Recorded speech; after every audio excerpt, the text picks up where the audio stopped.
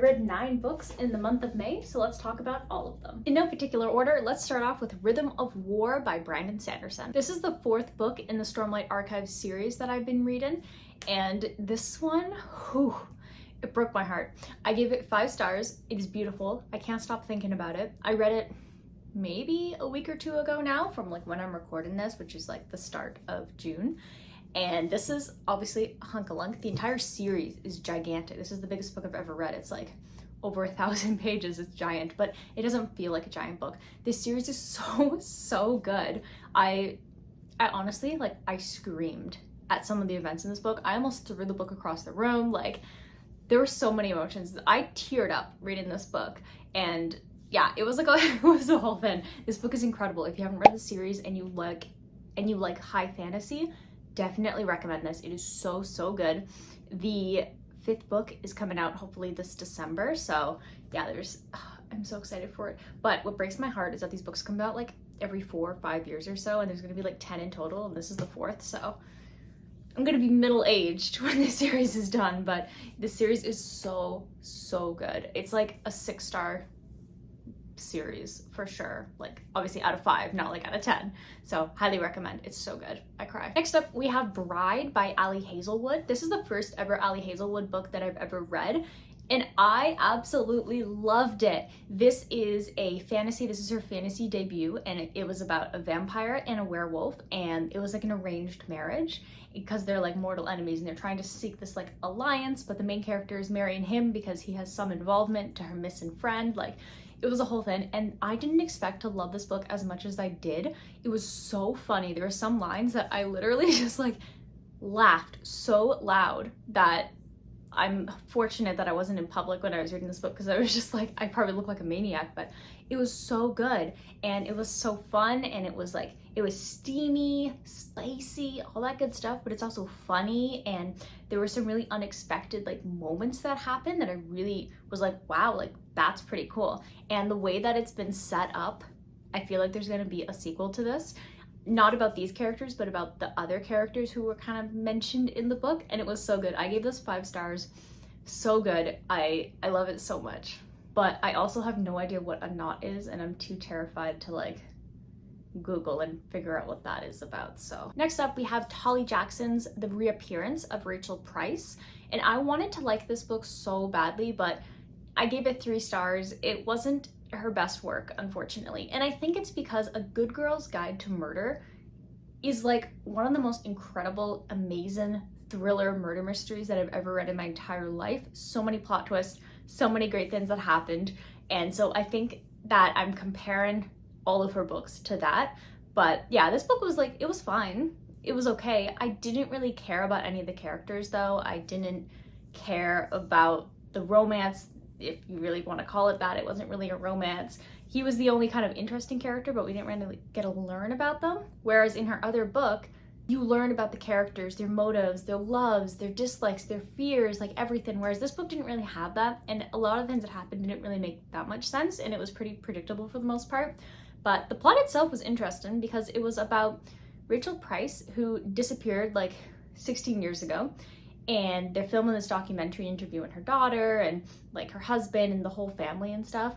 And then suddenly Rachel Price comes back, and she's like all beaten up and stuff, and now she's kind of being brought back into the family, but there's a lot of tension and secrets that are kind of being mentioned. So I don't think it's like a bad book. I think that it's just, it wasn't for me, really. I think I was comparing it too much to Good Girl's Guide for Murder, but I definitely think that it's a good kind of thriller, little mystery that I think if you enjoy that kind of stuff, definitely consider picking it up. Also read Powerless by Lauren Roberts. This was for my book club, and I have a lot of thoughts about this book. I have a whole video about my thoughts on this book. I did not like this book at all.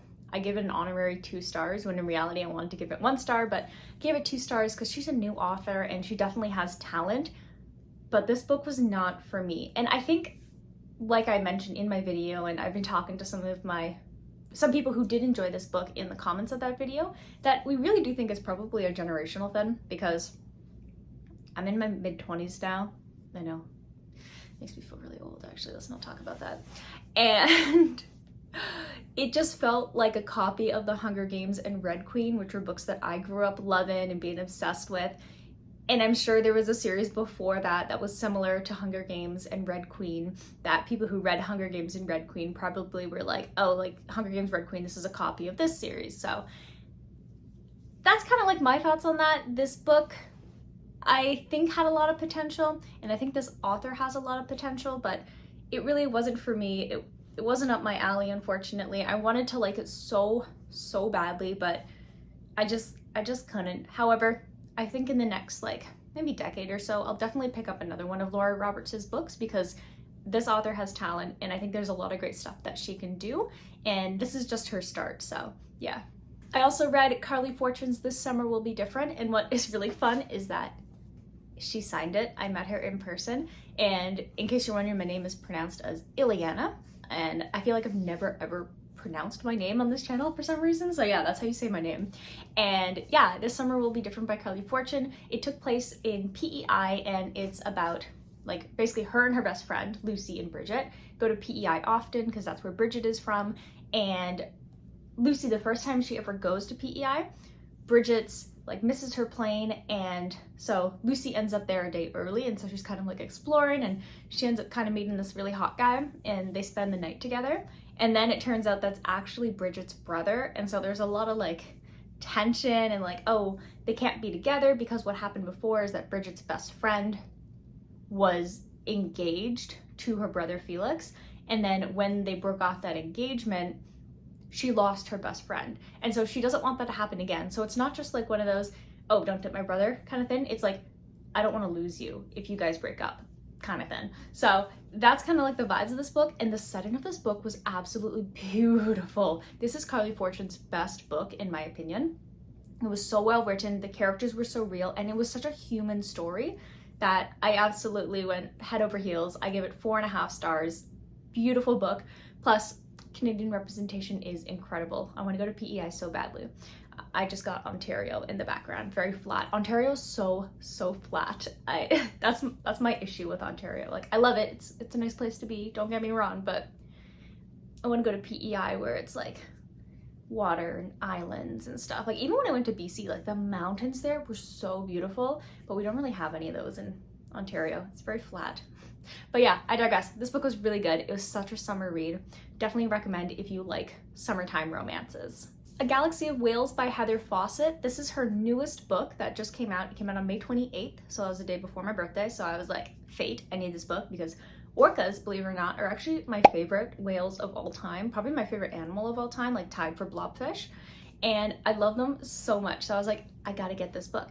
And this is her young readers book. So it is targeted for a younger audience, but honestly, I think it's a great read for anybody, like literally all ages. Like if you're 100, I think you'd like this book. If you're like 7, I think you would like this book. It's like puzzles, ages 7 to 103. Yeah, so this book was really fun. It was basically about these two characters, Fern and Jasper, and Fern enters this photography contest in the hopes that she can win back her best friend, because as they started to age, they started to like drift apart, and Fern doesn't understand what's happening. And so she enters a photography contest, and she's honestly really good at photography because her late father, who unfortunately passed away, taught her everything that he knows, and he was like a really well-known photographer. And so her neighbor slash rival Jasper is entering the photography contest as well, but he won't explain why he wants to. And they're also rivals in the way, not just because they're neighbors, but because both families have a whale watching business, and her neighbors is doing better than her family's, even though her family has been around longer. And so you get some rivalry going on, you get some wholesome moments, you get a lot of charm, there's a bit of magic. Well, it's interesting because there's magic, but it's only if you think of it as magic. It's hard to explain, but it's up to the reader to decide if it was actually magic or not. But I thought it was really great. There's a lot of really great messages as well about the ethics of whale watching. You get a really good story from the grandpa about like before they understood how to ethically whale watch. You get really good stories from like the parents. You get You get a lot, honestly, in this tiny little book. It was so much fun, and I think it's also really cool because this was based on a true story. Well, loosely based on a true story about orcas and like a baby orca, and I don't want to spoil it because it does spoil the book a bit if you don't know the story. So yeah, this was really fun. I did give it 4 stars because I had a great time, and it's my all-time favorite cover, I think, of the entire year of books that I've read. Happy Place by Emily Henry. I read this book. It was my first ever Emily Henry read, and I honestly think that it probably wasn't the best one to be my first ever Emily Henry read because it was just okay.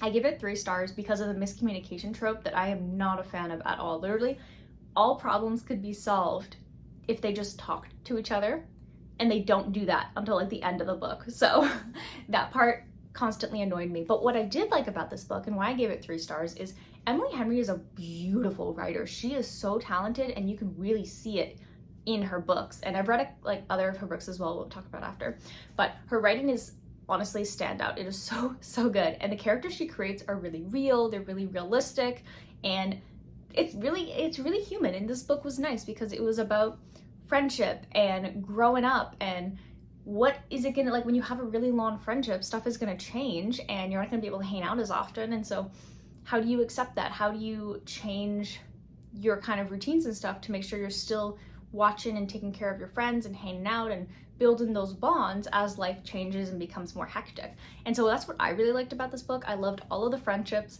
The thing that annoyed me though, it was definitely that miscommunication trope, but everything else was really great. The Ministry of Time by Kaliane Bradley. This was my book of the month pick, and I wanted to like this book so badly. It was so hyped up. It was sold out. I had to wait 2 extra weeks before I could even get my copy, and I was so excited because this is marketed as a time travel romance, and I think this is where the issue for me comes in, is because I had expected this to be a time travel romance.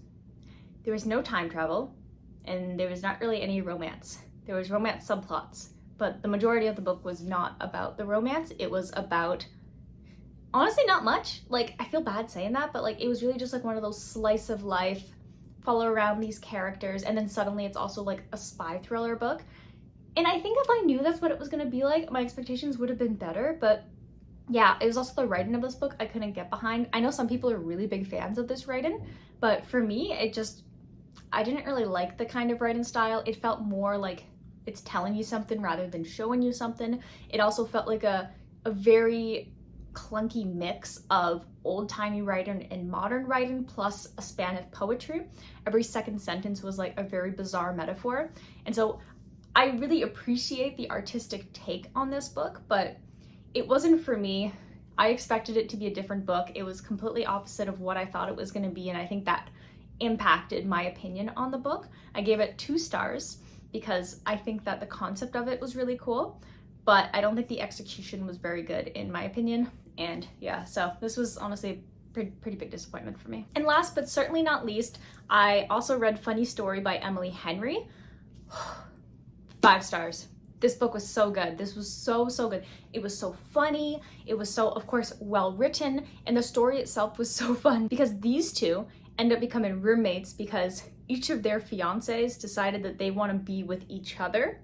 And so it's really awkward, it's really funny, and they just become really good friends throughout the entire book. And then of course there's romance involved, and it's realistic, and the characters are so good. They're so funny. Everything that happens, like, it honestly makes a lot of sense, and it's really just the moments that these characters have with each other. So obsessed. So obsessed with it. I think about this book so often. It's so good.